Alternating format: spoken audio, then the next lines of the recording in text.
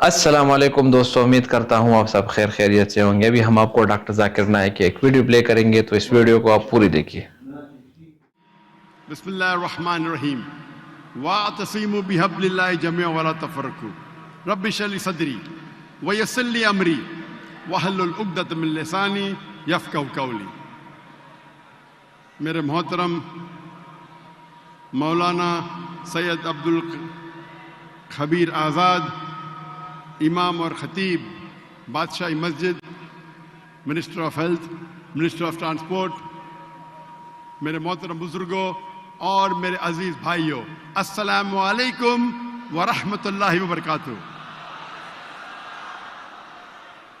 اللہ سبحانہ و تعالیٰ کی رحمت اور برکت آپ سب پر ہو۔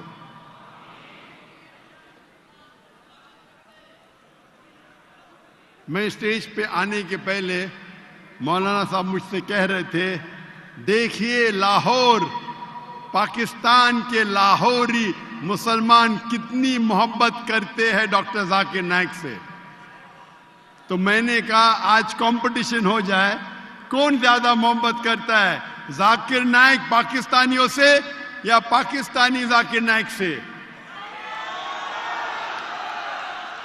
آج ہم کمپٹیشن لگائیں گے، کیا ایک ہندوستانی پاکستانیوں سے زیادہ محبت کرتا ہے کہ پاکستانی ہندوستانی سے؟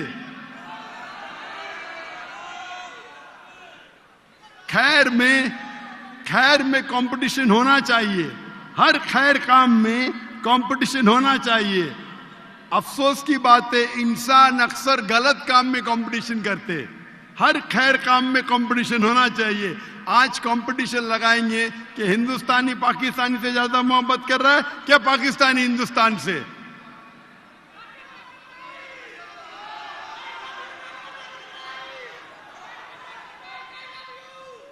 I love you too.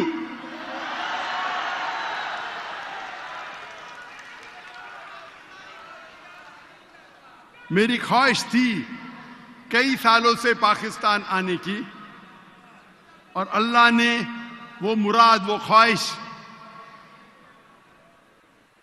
تقریباً 2 ہفتے پہلے پوری کی، اور آج میں لاہور میں ہوں، اور میں بے حد خوش ہوں کیونکہ خصوصاً میں بادشاہی مسجد میں تقریر کر رہا ہوں۔ آج کے تقریر کا موضوع ہے القرآن عالمی ضرورت۔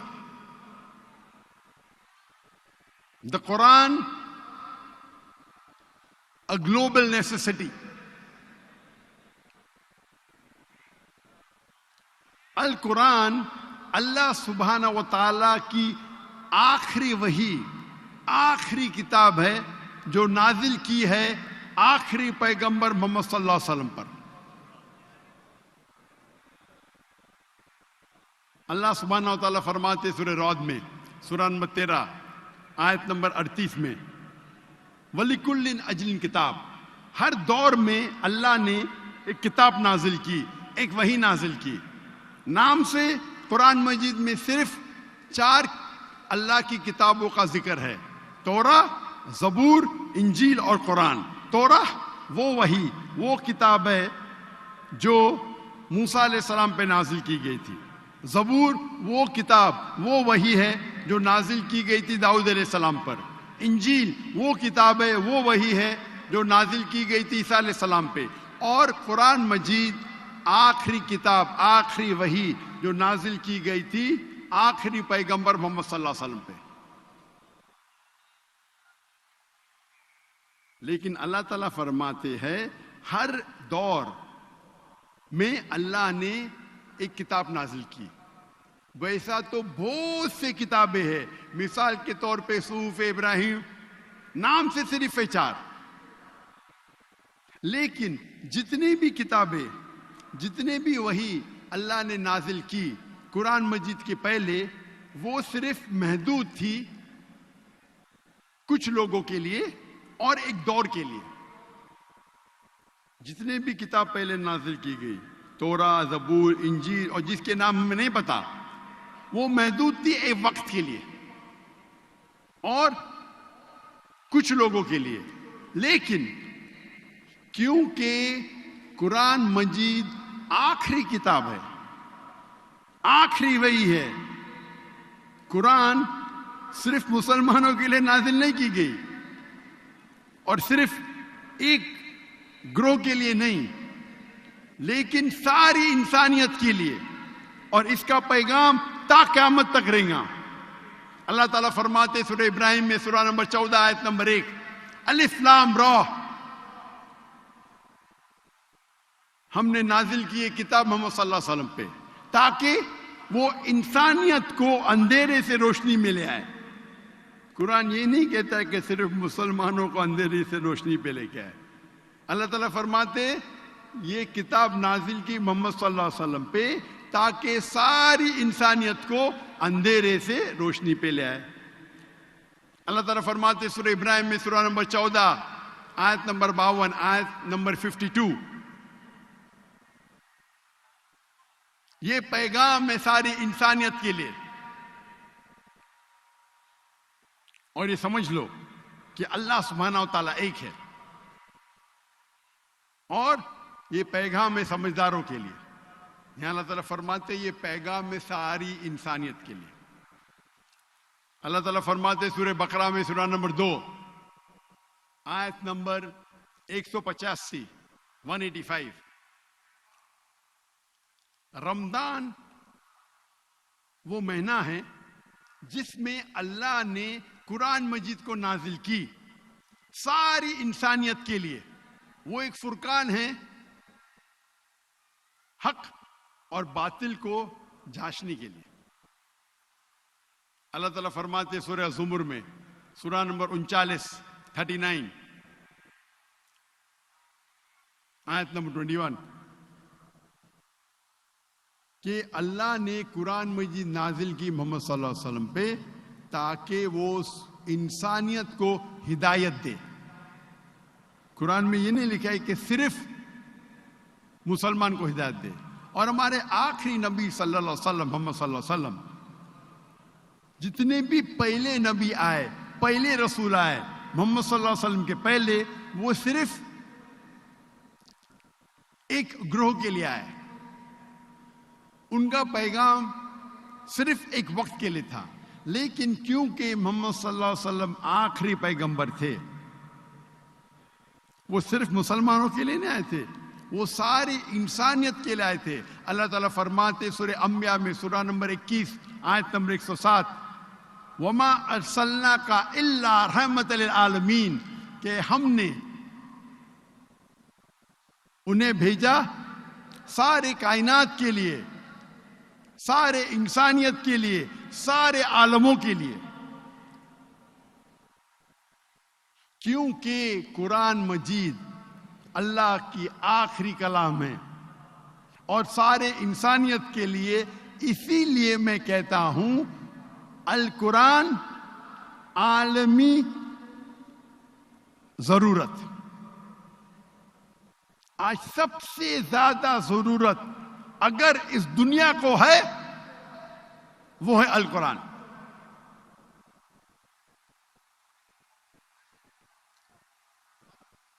قرآن مجید is the future world constitution. وہ دنیا کا دستور ہے. قرآن مجید دنیا کا کانسٹیٹیوشن ہے. قرآن مجید سب سے حق کی کتاب ہے دنیا میں. یہ ایک عالم کے لیے پیغام ہے. یہ فوارہ ہے حکمت اور رحمت کا. یہ ہدایت ہے جو لوگ بھٹکے ہوئے ہیں. قرآن مجید ایک تنبیہ ہے جو لوگ نہیں مانتے, اور جو لوگ شک میں ہیں ان کے لیے حق کا پیغام ہے. قرآن مجید ایک رحمہ ہے. جو لوگ مشکل میں ہیں، قرآن مجید ایک امید ہے مظلوموں کے لیے. اسی لیے میں کہتا ہوں قرآن عالمی ضرورت ہے.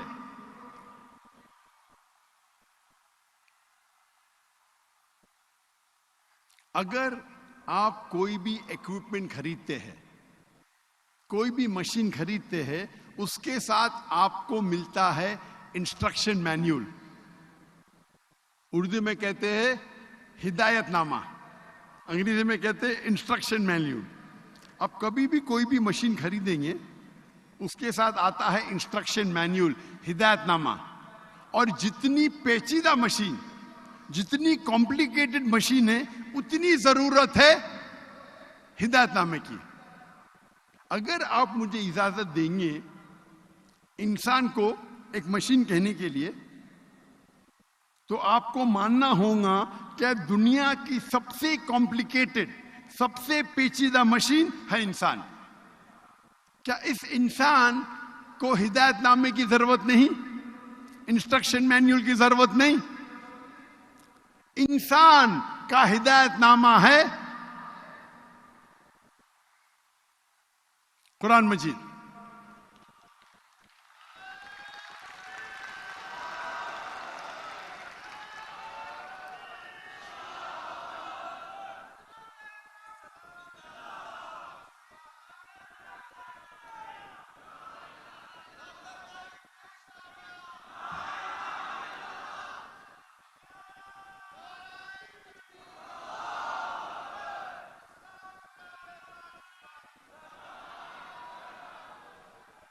قرآن مجید انسانوں کا انسٹرکشن مینیول ہے، ہدایت نامہ ہے.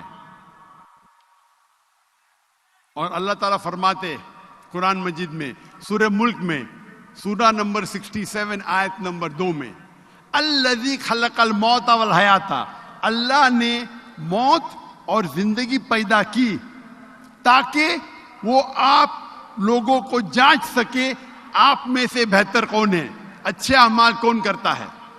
یہ زندگی ہمارے لیے ایک امتحان ہے، ٹیسٹ ہے. کیا ہم نے کبھی سوچا ہمارے زندگی کا مقصد کیا ہے؟ اور کراچی میں نے تقریر کی تھی اس موضوع پہ، ہمارے زندگی کا مقصد کیا ہے.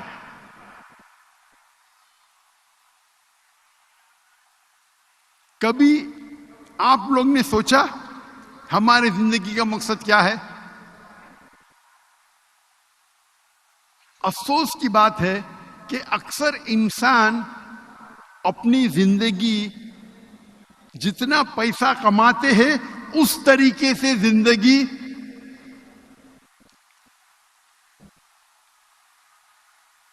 مجھے ایک چٹ ملی کہ لوگ پیچھے چل رہے ہیں. مجھے ایس پی صاحب نے وعدہ کیا تھا کہ جب میری تقریر شروع ہوگی تو پیچھے کون نہیں جائے گا، کیونکہ پیچھے بیک ڈراپ ہے. تو میں التجا کرتا ہوں ایس پی صاحب سے کہ پیچھے کوئی چلے نا، کیونکہ یہ لائیو ٹیلی کاسٹ ہو رہا ہے، کروڑوں لوگ دیکھ رہے. پاکستان میں ہو رہا ہے لیکن دنیا بھر سب لوگ پیس ٹی وی پہ دیکھ رہے. تو دیکھو ایس پی صاحب آپ کو تالی مار رہے سب لوگ، لاہور کے لوگ. انشاءاللہ پبلک میرے آگے ہونا چاہیے، پیچھے نہیں، برابر نا؟ انشاءاللہ. تو اکثر انسان کیا کرتے ہیں، اپنی زندگی اس طریقے سے بسر کرتے جس طریقے سے پیسہ کماتے. جتنا پیسہ کمائیں گے اتنا بڑا گھر لیں گے، اتنے اچھے کپڑے پہنیں گے، اتنے اچھی گاڑی لیں گے، پین پہنیں گے، جوتے پہنیں گے. جیسے زندگی کا مقصد ہے پیسے کمانا. افسوس کی بات ہے. اللہ کے رسول فرماتے ہیں کہ غریب انسان کو جنت میں جانا اور آسان ہے بنسبت امیر انسان کے، کیونکہ حساب کتاب کم رہے گا. اکثر ہم انسان ہم کیا ہے، ہمارا سینٹر کیا ہوتا ہے؟ کچھ لوگ خود غرض ہوتے، سیلف سینٹرڈ، کچھ لوگ فیملی سینٹرڈ ہوتے، کچھ لوگ سوسائٹی سینٹرڈ ہوتے، کچھ لوگ نیبر سینٹرڈ ہوتے، کچھ لوگ پاور سینٹرڈ ہوتے، کچھ لوگ فیم سینٹرڈ ہوتے. انسان ہونا چاہیے اللہ سینٹرڈ. کون سا سینٹر؟ اللہ سینٹرڈ. اللہ تعالیٰ فرماتے ہیں سورہ دھاریات میں، سورہ نمبر 51 51 آیت نمبر 56 56، وما خلقت الجن والانس الا لیعبدون، کہ ہم نے جن اور انسان کو بنایا صرف اللہ کی عبادت کے لیے. تو ہمارا مقصد زندگی کا ہے اللہ کی عبادت. اگر آپ اللہ کا پیغام مانتے ہیں، اللہ کے پیغام پہ عمل کرتے ہیں، آپ اللہ کی عبادت کرتے ہیں. اگر جو چیز اللہ قرآن مجید میں فرماتے ہیں کہ فرض ہے، اگر ہم اس کے اوپر عمل کرتے ہیں تو ہم عبادت کرتے ہیں. جو چیز اللہ سبحانہ و تعالیٰ نے قرآن مجید میں کہا ہے کہ ہم پرہیز کرنا چاہیے، اگر ہم پرہیز کرتے ہیں ہم اللہ کی عبادت کرتے ہیں. اللہ کہتے اطیعوا اللہ اطیعوا الرسول، اللہ کی بات مانو، اللہ کے رسول کی بات مانو. اگر ہم اللہ کے رسول کی ہدایت پہ عمل کرتے ہیں ہم اللہ کی عبادت کرتے ہیں. جو چیز اللہ کے رسول نے کہا کرو اگر ہم کرتے ہیں، اور جو چیز اللہ کے رسول نے کہا نہیں کرو اور ہم نہیں کرتے ہیں تو ہم اللہ کی عبادت کرتے ہیں.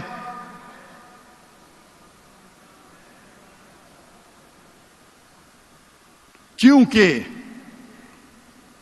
یہ قرآن مجید ہمیں کہتا ہے کہ یہ زندگی ایک امتحان ہے اور ہمارے حیات مقصد بیان کرتا ہے. اسی لیے میں کہتا ہوں کہ قرآن عالمی ضرورت.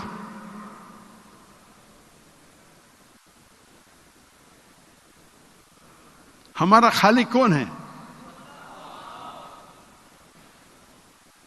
بے شک اگر آپ کو کہا جائے گا اللہ کون ہے تو کیا جواب دیں گے؟ کون ہے؟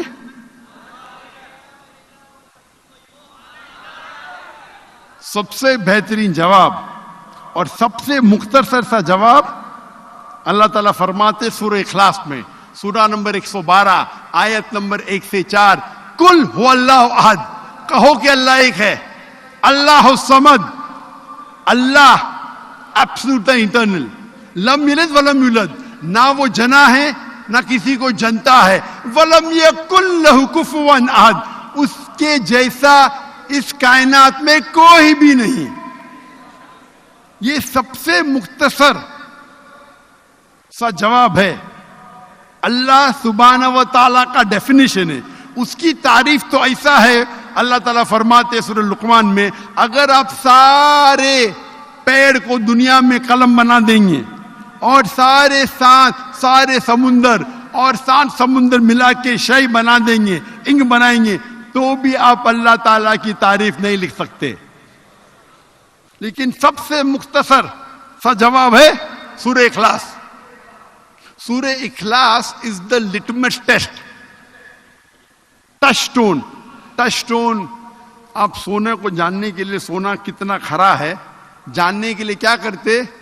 آپ ٹچ سٹون کے اگینسٹ سونے کو رب کرتے ہیں، رگڑتے ہیں، اور جس طریقے سے اس کا رنگ آتا ہے ہم چارٹ پہ دیکھتے ہیں اور کہتے ہیں کہ سونا 24 کیرٹ ہے یا 22 کیرٹ ہے یا 18 کیرٹ ہے، یا سونا نہیں ہے، کیونکہ ہر چیز جو چمکتی ہے وہ سونا نہیں ہے.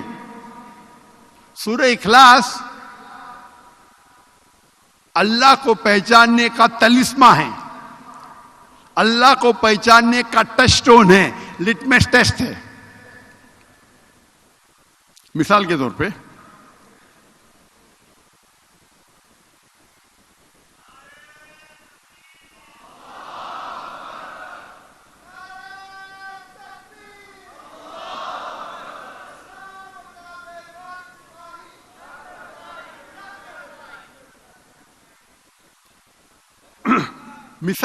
پہ کئی انسان کہتے ہیں کہ بھگوان رجنیش خدا ہے.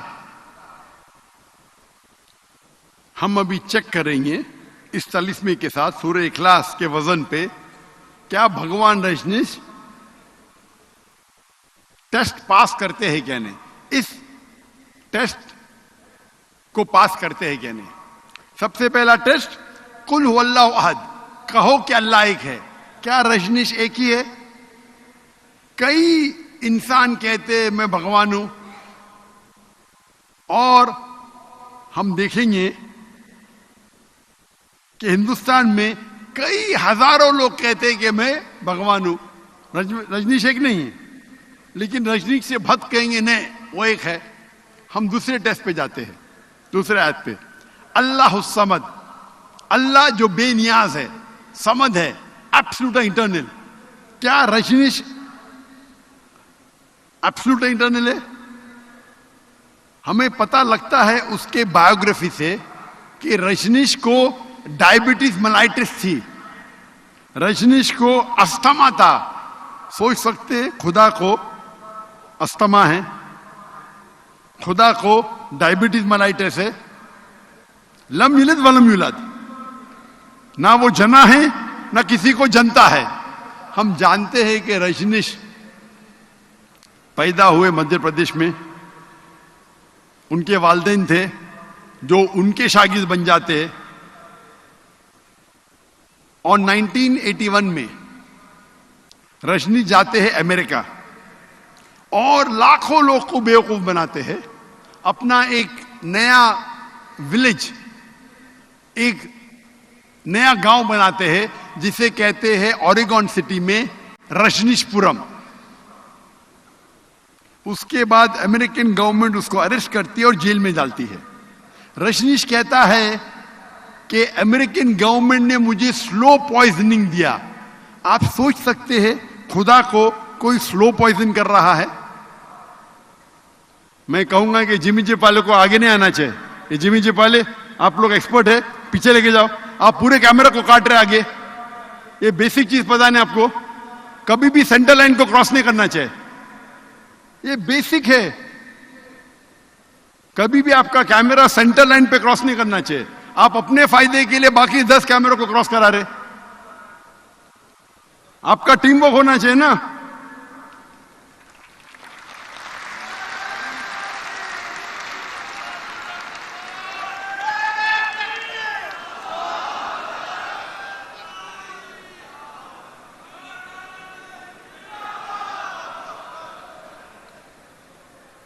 ایک دائی کو پتا ہونا چاہیے دعوت جب کروڑوں تک جاری ہے اس کو بیسک میڈیا کا پتا ہونا چاہیے. آپ سوچ سکتے ہیں کروڑوں لوگ دیکھ رہے, یہ بھائی صاحب اپنے ایک شاٹ کے لیے 10 کیمروں کو خراب کر رہا ہے.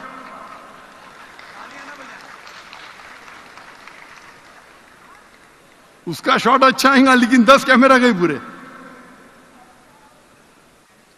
جزاک اللہ. تو رجنیش کہتا ہے کہ مجھے جیل میں امریکن گورنمنٹ نے سلو پوائزننگ دی. آپ سوچ سکتے خدا کو کوئی سلو پوائزننگ کر رہا ہے. اور گریس کے بشپ کہنے لگے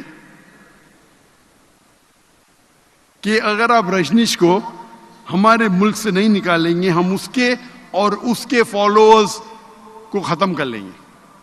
اور آخری ٹیسٹ اس کے بعد رجنیش آتے ہیں ہندوستان میں, مہاراشٹر میں, اور اپنا ایک نیا سینٹر شروع کرتے اوشو کمیون پونا میں. اور اگر آپ اوشو کمیون جائیں گے تو ان کی سمادھی پہ لکھا ہوا ہے, سمادھی پہ تختی پہ لکھا ہوا ہے اوشو بھگوان Rajneesh never died, was never born, never died, but visited the earth between the 11th of December 1931 to the 19th of January 1990.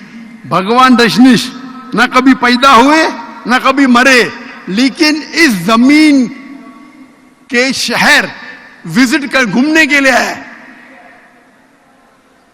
11 दिसंबर 1931 से लेके 19 जनवरी 1990 तक उस तख्ती पे ये नहीं लिखा था कि रजनीश को 21 मुमालिक में एंट्री नहीं, 21 मुमालिक का वीजा नहीं मिला। आप सोच सकते खुदा धरती को विजिट करने आ रहे, इस जमीन पे आ रहे घूमने के लिए, और उसको वीजा की जरूरत है।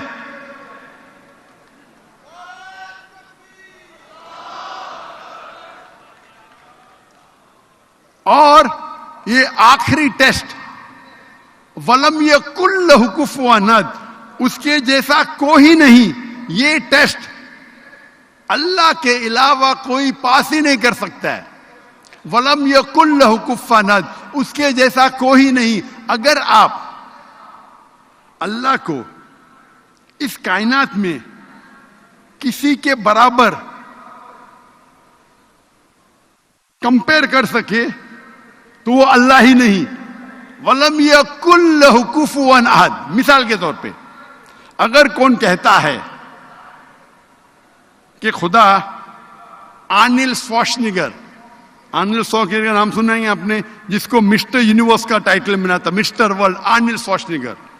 अगर कोई कहता है कि खुदा आर्निल्ड श्वार्ज़नेगर से 1000 गुना ताकतवर है, अगर आप अल्लाह को किसी से कंपेयर कर सके दुनिया में, चाहे आर्निल्ड श्वार्ज़नेगर हो, चाहे दारा सिंह हो, चाहे किंग कॉन्ग हो, चाहे 1000 बार हो, लाख बार हो या करोड़ बार हो, वो अल्लाह हो ही नहीं सकता।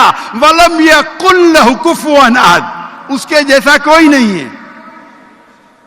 हम जानते रजनीश की एक आंख थी, 2 आंख थी, 1 नाक था, 2 कान थे, 2 हाथ थे, सफेद दाढ़ी थी। अगर आप अल्लाह को किसी से कंपेयर कर सके इस कायनात में, तो वो अल्लाह ही नहीं है। वलम यकुल लहु कुफुवन अहद। तो हमारे कुरान मजीद में जो अल्लाह की आखिरी किताब है, उसमें कहा गया है अल्लाह का डेफिनेशन। कुरान मजीद पढ़ेंगे तो पता चलेगा अल्लाह सुब्हानहू व तआला कौन है। इसीलिए कुरान मजीद आलमी जरूरत है। और अल्लाह का जिक्र आप अगर दिगर मज़ाहिब पढ़ेंगे, भले दिगर मज़ाहिब की किताब आखिरत तक नहीं है, लेकिन उनके जो भी आज मौजूद है, भले वो किताब में मिलावट है, फिर भी अल्लाह और तौहीद का जिक्र अक्सर हर मजहबी किताबों में है। चाहे बाइबल पढ़ो, चाहे तोरा पढ़ो, चाहे वेद पढ़ो, चाहे धम्मापट पढ़ो, चाहे अवेस्ता पढ़ो, ये सारी मजहबी किताबों में अल्लाह का जिक्र है। और अल्लाह ताला फरमाते सूरह इमरान में सूरह नंबर 3 आयत नंबर 64 में, कुल या अहलल किताब, कहो अहले किताब से, तालो इला कलिमतिन सवाइन बैनना व बैनकुम, आओ हम उस बात की तरफ जो आप और हम में यकसा है। हम जब कभी भी गैर मुसलमानों से बात करते हैं, अल्लाह ताला फरमाते तालो इला कलिमतिन सवाइन बैनना व बैनकुम, आओ हम उस बात की तरफ जो आप और हम में यकसा है। सबसे पहली बात अल्लाह नाबुदा इल्लल्लाह, कि हम सिर्फ अल्लाह की इबादत करें। वला नुश्रिक बिही शैय्यन, हम आपस में किसी को शरीक ना करें। वला यत्तखिज़ बादुना बादन अरबाबन मिन दुनिल्लाह, क्या हम आपस में किसी को माबूद ना बनाएं। फन्तवल्लो फकुलू शदू बिअन्ना मुस्लिमून, और अगर वो ना माने तो हम शहादत देते कि हम मुस्लिम हैं। तो ये किताब आपको हिदायत दे रहा है किस तरीके से आपको باقی لوگ سے دعوت دینا چاہیے. یہ قرآن ہمیں سمجھا رہا ہے, ہمیں سکھا رہا ہے کہ آپ باقی لوگوں کو یہ دعوت پہنچاؤ. تعالوا الی کلمۃ سواء بیننا و بینکم, آؤ ہم اس بات کی طرف جو آپ اور ہم میں یکساں ہے. سب سے پہلی بات اللہ نعبد الا اللہ, کہ ہم صرف ایک اللہ کی عبادت کرتے. اس آیت کے پہلے ذکر آتا ہے یا اہل کتاب, یہود اور نصارہ کے لیے, لیکن یہ آیت سارے غیر مسلمان پہ لاگو ہے. صرف غیر مسلمان نہیں, اگر مسلمان میں بھی اختلاف ہے, ہمارے وہاں کئی گروہ ہے, کئی فرقے ہیں, کئی ادارے ہیں, اگر اختلاف ہے تو اللہ تعالیٰ فرماتے تعالوا الی کلمۃ سواء بیننا و بینکم, آؤ ہم اس بات کی طرف جو آپ اور ہم میں یکساں ہے. ہم مسلمان آپس میں وہ 2%, 3%, 4% جو اختلاف ہے اس کے اوپر جھگڑا کرتے. ہمیں یکسانیت پہ آنا چاہیے. اللہ تعالیٰ فرماتے, اور میں اس تقریر کی شروعات میں تلاوت کی اور امام صاحب نے وہ آیت کی تلاوت کی, سورہ عمران سورہ نمبر 3 آیت نمبر 103, وَاعْتَصِمُوا بِحَبْلِ اللَّهِ جَمِيعًا وَلَا تَفَرَّقُوا, وَاعْتَصِمُوا بِحَبْلِ اللَّهِ جَمِيعًا وَلَا تَفَرَّقُوا, کہ آؤ ہم اس بات کی طرف, وَاعْتَصِمُوا بِحَبْلِ اللَّهِ جَمِيعًا وَلَا تَفَرَّقُوا, کہ ہم اللہ کی رسی کو مضبوطی سے پکڑے اور آپس میں نہ بٹے. اللہ کی رسی کیا ہے؟ قرآن اور صحیح حدیث. اور اللہ تعالیٰ فرماتے سورہ نساء میں سورہ نمبر 4 آیت نمبر 59 میں, اطیعوا اللہ و اطیعوا الرسول, اللہ کی اطاعت کرو, اللہ کے رسول کی اطاعت کرو, اور اس کی اطاعت کرو اولی الامر, جس کو اللہ تعالیٰ نے امر بنایا. لیکن اگر جو لوگ عالم ہیں, جو لوگ حاکم ہیں, لیکن اگر ان میں اختلاف ہے, وہ آیت ختم نہیں ہوتی, ان میں اختلاف ہے تو گو بیک ٹو اللہ اینڈ رسول, اللہ اور رسول کے پاس جاؤ. تو اگر کوئی عالم کچھ کہتا ہے, 2 عالم میں ٹکراؤ ہے, یا 2 مولانا میں ٹکراؤ ہے, یا 2 حاکم میں ٹکراؤ ہے, تو ہمیں جانا چاہیے اللہ اور اللہ کے رسول کے پاس. اطیعوا اللہ اطیعوا الرسول. آج ہم دیکھتے ہیں ہمارے مسلمان کا حال یہ جو ہے, کیونکہ ہم آپس میں جھگڑا کر رہے ہیں. اگر اس آیت پہ عمل کریں گے کہ اللہ کی رسی کو مضبوطی سے پکڑو اور آپس میں مت بٹو, تو انشاءاللہ ہم پھر سے دنیا کی سب سے بڑی قوت بنیں گے.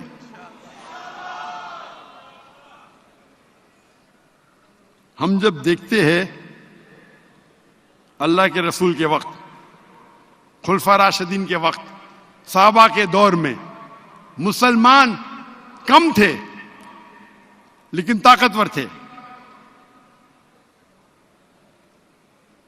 8ویں اور 9ویں صدی پہ یورپین کہتے تھے ڈارک ایجز, اندھیرا دور. کس کے لیے؟ وہ فرنگی کے لیے, مسلمان کے لیے نہیں. مسلمان دنیا کے چوٹی پہ تھے. اگر کس کو سائنس سیکھنا تھا تو لازم تھا وہ عربی سیکھے, کیونکہ مسلمان چوٹی پہ تھے. آج مسلمان کی تعداد 25% سے زیادہ ہے. 8 بلین میں سے 2 بلین مسلمان ہیں. 2 بلین. اپنی حالات کیا ہے؟ ہم پیٹے جا رہے, ہم کو لوگ فٹ بال کی طرح استعمال کر رہے, اور ہم منہ بھی نہیں کھول سکتے. کیا حال ہے ہمارا غزہ میں؟ لائف جینوسائیڈ, پورے لوگ کا قتل ہو رہا ہے, اور دنیا بھر میں لائف ٹیلی کاسٹ, اور ہم کچھ کر بھی نہیں سکتے کیونکہ ہم جھاگ کی طرح ہے, اللہ کے رسول فرماتے ہیں. اور یہ حالات مسلمان کی ہے کیونکہ ہم قرآن مجید سے دور ہو رہے ہیں. اگر ہم پھر سے قرآن مجید پہ عمل کرنے لگے, اللہ اور اللہ کے رسول کے بعد پہ عمل کرنے لگے, انشاءاللہ ہم دنیا میں پھر سے نمبر 1 ہوں گے, انشاءاللہ.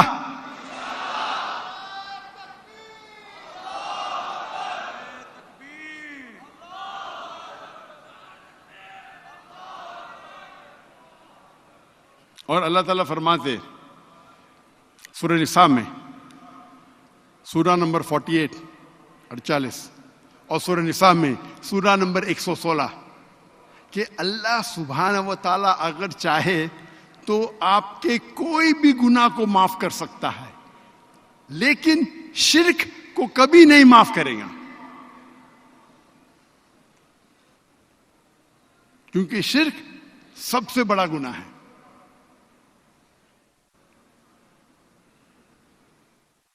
اور اللہ سبحانہ و تعالیٰ فرماتے ہیں, اور یہ اگر آپ دیگر مذاہب کی کتاب کو بھی پڑھیں گے, میں نے ایک تقریر کی ہے, concept of God in major world religion, خدا کا تصور دیگر مذاہب میں,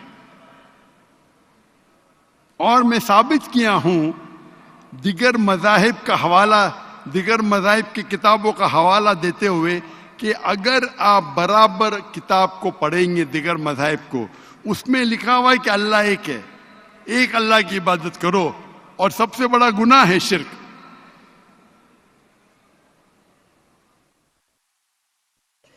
اللہ تعالیٰ فرماتے سورہ حج میں سورہ نمبر 22 آیت نمبر 73, اے لوگ سنو, آپ جن کی عبادت کرتے ہیں وہ سارے, آپ جن کی عبادت کرتے اللہ کے سوا, وہ اگر سارے اکٹھا ہوں گے, اگر مکھی کو پیدا کرنے کے لیے تو نہیں کر پائیں گے, اور اگر وہ مکھی کو چھینیں گی کچھ چیز آپ سے, آپ وہ واپس بھی نہیں لے کے آ سکیں گے. مکھی کو پیدا کرنے کی تو چھوڑو, آپ جن کی عبادت کرتے اللہ کے علاوہ, جو بھی آپ کے معبود ہے اللہ کے علاوہ, اگر سارے اکٹھا ہوں گے تو ایک مکھی بھی پیدا نہیں کر سکیں گے, اور اگر وہ مکھی کچھ چیز آپ سے چھینیں گی آپ واپس بھی نہیں لے آ سکیں گے. کمزور ہے وہ لوگ جو عبادت کرتے ہیں, اور کمزور ہے وہ جس کی آپ عبادت کرتے. یہ آیت اللہ سبحانہ و تعالیٰ کی عظمت کو بیان کرتی ہے. تو اسی لیے عبادت کرو صرف اللہ کی. اور قرآن مجید میں ہمیں ہدایت ملتی ہے سورہ عنکبوت میں سورہ نمبر 29 آیت نمبر 85 میں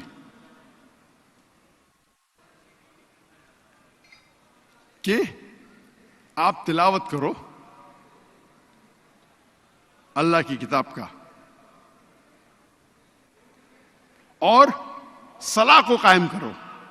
صلاح بے شک آپ کو بے شرمی سے بچاتا ہے اور غلط کام کرنے سے بچاتا ہے. صلاح اسلام کا دوسرا پلر ہے.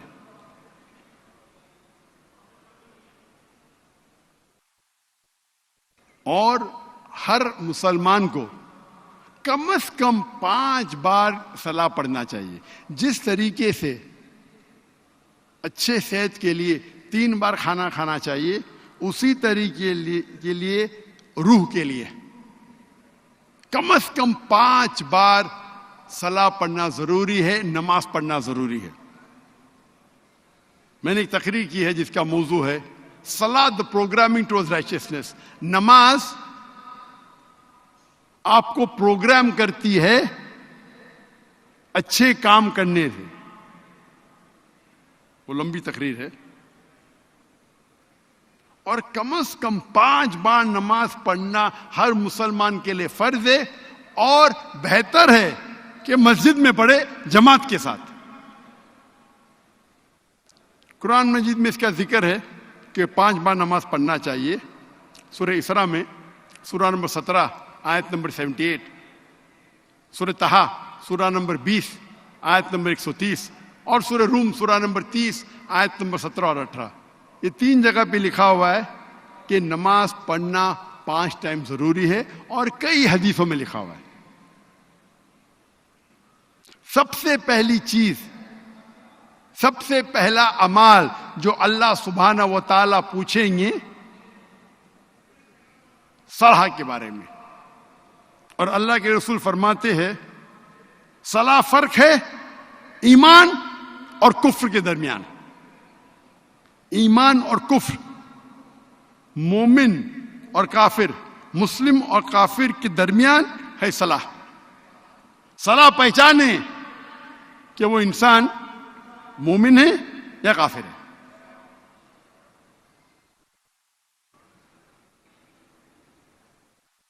اور صلاح مسجد میں 5 ٹائم پڑھنا کچھ علماء کہتے ہیں کہ فرض کفایہ ہے، کچھ کہتے ہیں فرض عین ہے. لیکن اگر آپ نماز مسجد میں پڑھیں گے با جماعت تو اس دنیا اور آخرت کے لیے آپ کے لیے بہت فائدہ مند ہے، کیونکہ وہ آپ کو سیدھا راستہ دکھاتا ہے، ہدایت دیتا ہے.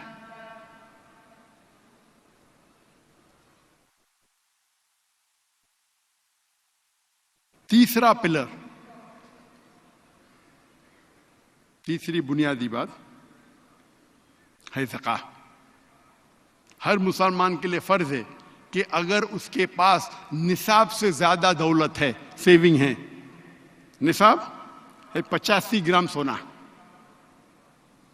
85 گرام سونا آج میں چیک کیا، 85 گرام سونا کی قیمت آج پاکستان میں ہے 20,18,580 روپئے. آج کی تاریخ فلکچویٹ ہوتا ہے.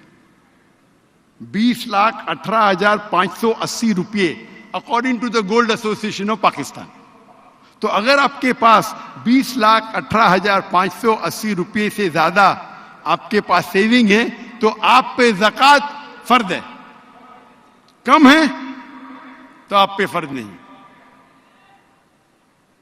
اور 2.5% ہر مسلمان جس کے پاس نصاب سے زیادہ دولت ہے، سیونگ ہے، اس کے لیے 2.5% ہر سال، ہر قمری سال فرض ہے. اگر ہر انسان، دنیا کے ہر انسان اگر زکوٰۃ دینا شروع کریں گے تو دنیا میں غربت رہے گی نہیں. کوئی بھی انسان بھوک کے وجہ سے نہیں مرے گا.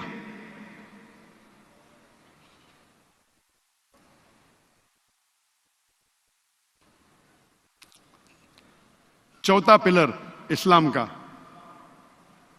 صوم، روزہ. ہر مسلمان کو 1 مہینہ پورے رمضان کے مہینے فجر کے وقت کے پہلے سے لے کے مغرب کے وقت تک کے اسے پانی کھانا اور سیکس سے پرہیز کرنا ہے. اور اللہ تعالیٰ فرماتے سورہ بقرہ میں سورہ نمبر 2 آیت نمبر 183 میں 183 میں، روزہ آپ کے لیے فرض کیا گیا جس طریقے سے پہلے اوپر فرض کیا گیا تھا، تاکہ آپ تقوی حاصل کر سکو. اللہ تعالیٰ فرماتے ہیں اگر آپ روزہ رکھیں گے تو آپ کا تقوی بڑھے گا.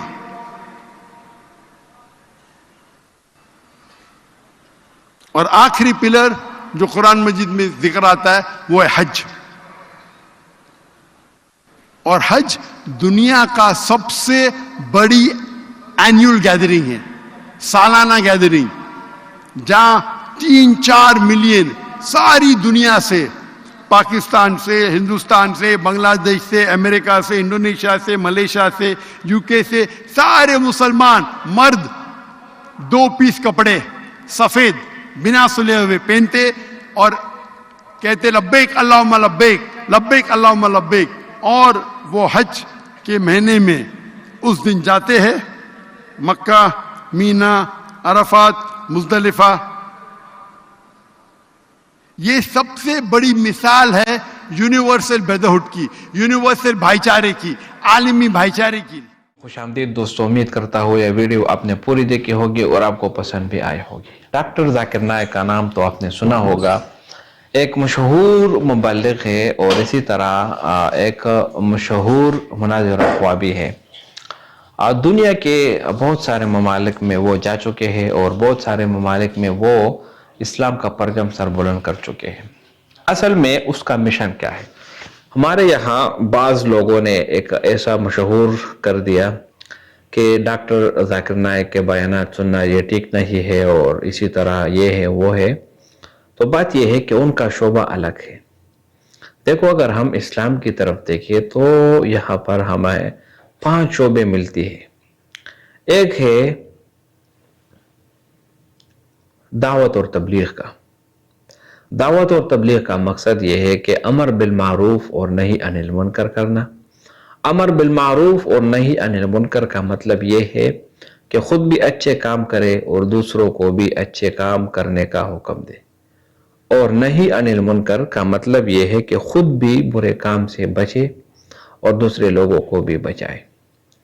اور دعوت اور تبلیغ کے سلسلے میں ایسی بہت ساری آیتیں قرآن مجید میں بھی موجود ہے اور اسی طرح احادیث مبارکہ میں بھی ہے۔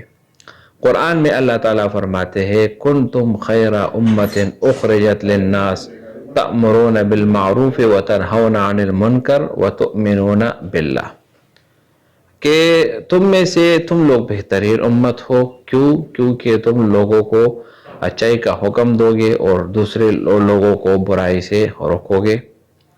تو امر بالمعروف اور نہی عن المنکر کا ثبوت یہاں اس آیت سے بھی ملتی ہے کہ اللہ تعالیٰ نے اس امت کی جو تعریف کی ہے وہ اس وجہ سے کی کہ وہ امر بالمعروف اور نہی عن المنکر یہ کریں گے۔ اسی طرح رسول اللہ صلی اللہ علیہ وسلم کو آخری نبی ماننا، یعنی یہ ہمارا یقین ہے اور یہ ہمارے ایمان کا لازمی جز ہے، جس میں ہم یہ اقرار کرتے ہیں کہ اللہ تعالیٰ کے آخری نبی کون ہے؟ وہ حضرت محمد صلی اللہ علیہ وسلم ہے۔ اور اسی کی طرف قرآن میں بھی ارشاد ہے ما کان محمد ابا احد من رجالکم ولکن رسول اللہ وخاتم النبیین، کہ تم میں سے کوئی جو ہے نا محمد کسی کے باپ نہیں تم میں سے، لیکن وہ اللہ کے رسول ہے اور خاتم النبیین ہے۔ اب خاتم النبیین کا مطلب کیا ہے؟ اب خاتم النبیین کا مطلب یہ ہے کہ وہ اللہ کے آخری نبی ہے اور آخری رسول ہے، یعنی انبیاء کو ختم کرنے والا، یعنی اس کے بعد کسی بھی شکل میں اور کسی بھی شکل میں یا کسی بھی طریقے پر کوئی دوسرا پیغمبر نہیں آئے گا۔ اور اس سے وہ لوگ بھی خارج ہو گئے جو کہ رسول اللہ صلی اللہ علیہ وسلم کے بعد کسی دوسرے نبی کو کسی بھی شکل میں مانتے ہوں، وہ لوگ بھی مسلمان کے نام سے نکل گئے۔ اور یہاں پر میں شکر گزار ہوں پاکستان کے آئین کا بھی 1973، جس میں پاکستان نے جتنے بھی قادیانی کے ماننے والے ہیں ان کو اقلیت میں غیر مسلم قرار دے دیا گیا۔ اور اسی طرح جب آپ شناختی کارڈ بنواتے ہیں، جب آپ ناظرہ دفتر جاتے ہیں تو وہاں پر بھی یہی چیز جو ہے نا یہ بہت ہی زبردست ہے، جس میں یہ آپ سے یہ حلف لیا جاتا ہے کہ آپ یہ اقرار کرتے ہیں کہ آپ جو ہے نا رسول اللہ صلی اللہ علیہ وسلم کو آخری نبی یعنی خاتم النبیین مانتے ہیں۔ تو بھائیو دوستو، رسول اللہ صلی اللہ علیہ وسلم کو آخری نبی ماننا اور اسی طرح رسول اللہ صلی اللہ علیہ وسلم کو آخری رسول ماننا یہ ہمارے ایمان کا حصہ ہے۔ تو اسلام میں سے جو راستے ہیں دین کے، اس میں ایک دعوت اور تبلیغ ہے، دوسرا جہاد ہے۔ جہاد کا معنی ہے اعلاء کلمت الحق، یعنی اللہ کے دین کو سربلند کرنا اور اس کے لیے کوششیں کرنا۔ اگر کوئی غیر مسلم آپ کے ملک پر حملہ کرنا چاہے یا آپ کے اسلام کو نقصان پہنچانا چاہتا ہے تو آپ اس کو روکیں اور اس کے خلاف آپ کوشش کریں، اسی کو جہاد کہتے ہیں۔ اسی طرح درس و تدریس یہ بھی ایک راستہ ہے، یہ بھی ایک راستہ ہے اللہ کے دین کو آگے پہنچانے کا، یعنی آپ خود قرآن سیکھیں اور دوسروں کو سکھائیں، یا خود قرآن کو سکھانے والی جو کتابیں ہیں جس کو صرف اور نحو کہتے ہیں وہ خود سیکھیں اور دوسرے کو سکھائیں۔ خیرکم من تعلم القرآن وعلمہ، اسی طرح درس و تدریس کے بعد جو چوتھا راستہ ہے وہ ہے تصوف. اور تصوف یہ ہے کہ روحانی علاج، آپ کا کوئی ایک روحانی علاج کرنے والا ہو. جس طرح انسان کو بیماری لگتی ہے، جسمانی بیماری، کبھی آپ کے سر میں درد ہوتا ہے، کبھی آپ کا پیٹ خراب ہوتا ہے، کبھی آپ کے بدن میں جو ہے نا ایک بیماری آ جاتی ہے، تو جس طرح اس کے علاج کے لیے ڈاکٹر کی ضرورت ہوتی ہے، اسی طرح آپ کی جو روحانی بیماری ہے، آپ کی جو روح ہے، اس کو بھی بیماری لگتی ہے. کبھی وہ بیماری اس شکل میں ہو جاتی ہے کہ آپ کو گناہ کرنے سے آپ کو لذت ملتی ہے اور گناہ نہ کرنے سے آپ کو لذت نہیں ملتی. فرض نمازوں کو چھوڑنے میں آپ جو ہے نا آپ سست ہو جاتے ہیں، آپ کے اندر ایک سستی آ جاتی ہے، یہ بھی ایک روحانی بیماری ہے. آپ غیبت کرتے ہیں، چغلی کرتے ہیں، یہ آپ کے زندگی میں بڑھ جائے یا آپ کو یہ گناہ کرنے میں زیادہ مزہ آتا ہو، تو یہ سب روحانی بیماری ہیں. ان سب روحانی بیماریوں کا علاج وہ تصوف کے ذریعے ہی ممکن ہے.